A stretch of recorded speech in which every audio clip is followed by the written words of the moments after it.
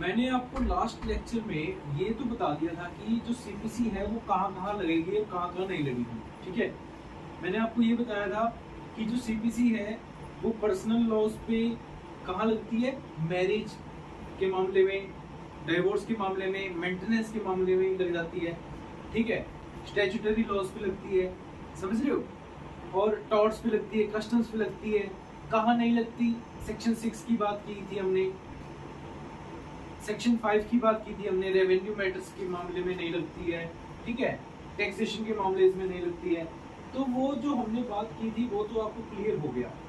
लेकिन उसके बाद एक कंसेप्ट उठता है कि जब कभी भी आप किसी वाइवा वॉइस में बैठे हैं, आप किसी इंटरव्यू में गए हुए हैं सपोज, एंड आपको इन तीनों वर्ड्स का मतलब नहीं पता, आपके लिए तीनों ही सेम है। You people are assuming that application, petition and plaint are synonymous to each other. But my dear friends, let me clear this doubt, this question, that these are not similar to each other. Grey है, कुछ light grey है और कुछ black है और कुछ dark grey है। ठीक है, माइनर से डिफरेंस है, समझ लेते हैं। देखो, हवा में बातें नहीं करेंगे। कहाँ नहीं बातें करेंगे?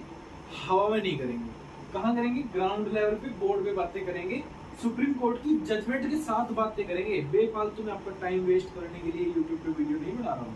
ठीक है, let us discuss these points with supreme court judgements.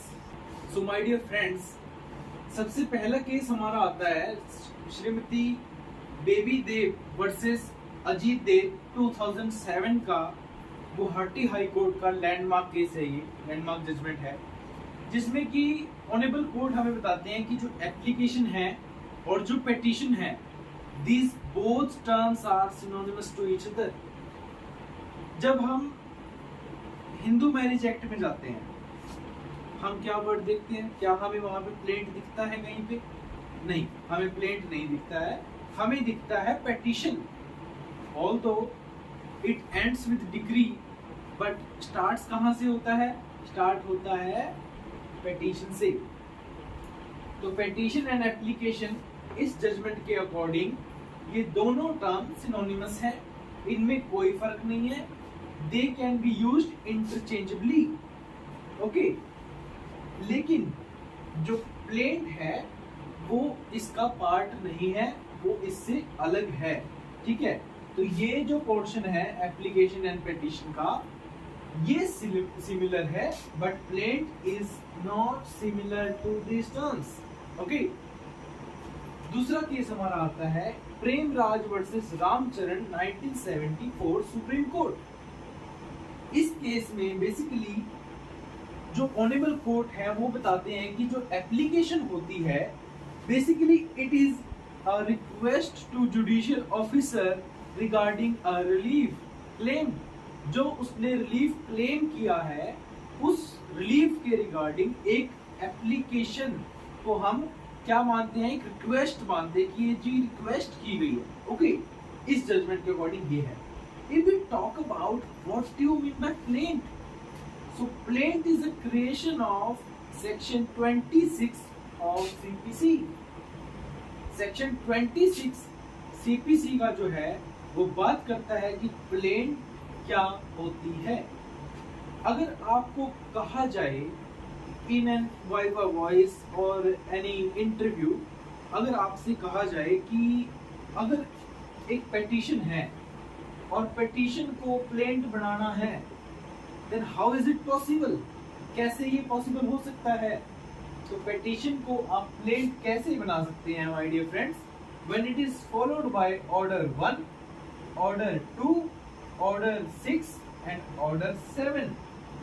Order 1 कहता है पार्टीज जो है वो कैसे जुड़ेंगी उसके अंदर, पार्टीज कैसे जुड़ेंगी।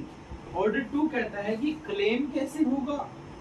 ऑर्डर 6 कहता है प्रिंसिपल क्या होंगे प्लेंट के, और ऑर्डर 7 कहता है कि प्लेंट लिखनी कैसे है, ड्राफ्ट कैसे होगी। तो basically petition can be turn into a plaint when it is followed by order 1, order 2, order 6 and order 7. So this was the main lecture.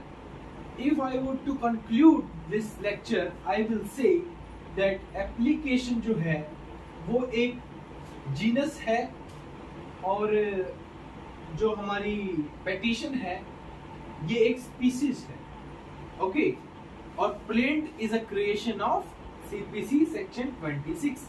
तो ये क्वेश्चन अगर आपके सामने कभी भी आए तो डोंट कंफ्यूज, ये दो जजमेंट याद रखना, लैंडमार्क जजमेंट्स है, ठीक है। प्रीलिम्स से भी पूछी जाती है और कॉम्पिटिटिव एग्जाम्स क्लैट में भी आता है ये question, okay. Basically teacher class में भी पूछ लेता है, अरे भाई पेटिशन क्या होता है बच्चों, और बच्चे सब प्लेंट पेटिशन एप्लीकेशन सब उनके लिए एक ही चीज है, ठीक है। तो लाइक कर दो चैनल को और वीडियो को और चैनल को सब्सक्राइब कर दो, ठीक है। ऐसी और वीडियोस के लिए कमेंट कर दो। किसी और टॉपिक में से एक्ट कोड वगैरह में लेके आना हो कुछ और तो बता देना, लेंगे।